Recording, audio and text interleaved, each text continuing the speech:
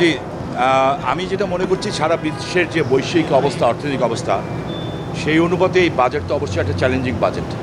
But আমি একটা বিশ্বাস রাখি যে জাতির পিতার কন্যা শেখ হাসিনা, আপনারাও একটা সাক্ষী আছেন, উনি শুধু স্বপ্ন দেখেন না, স্বপ্ন বাস্তবায়নও করেন।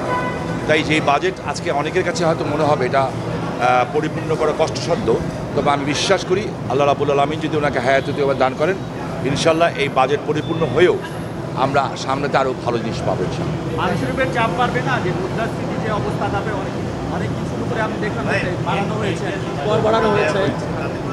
সাধারণ জনগণের উপর চাপ বাড়বে এখন তো যেটা যেটা এখনও তো বিশ্লেষণ করে তো বলার মতো কিছু নাই, এখন মাত্র আমরা শুনেছি যে বিষয়টা।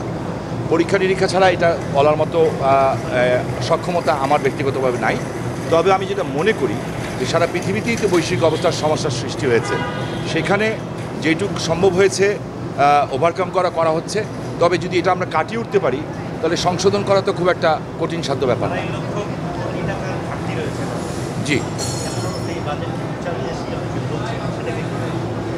দেখেন মাননীয় প্রধানমন্ত্রী কিন্তু শুধু একটা কথা বলেছেন একটা মিটিংয়ে, যে আমরা তাদের সাথেই বন্ধুত্ব করব যারা আমাদের পাশে এসে দাঁড়াবে। সো আমার মনে হয় যে ওনার মাথায় অবশ্যই একটা প্ল্যান আছে। যখন পদ্মা সেতু বন্ধ করে দিয়েছিল, আমরা কিন্তু নিজের পয়সায় পদ্মা সেতু করেছি।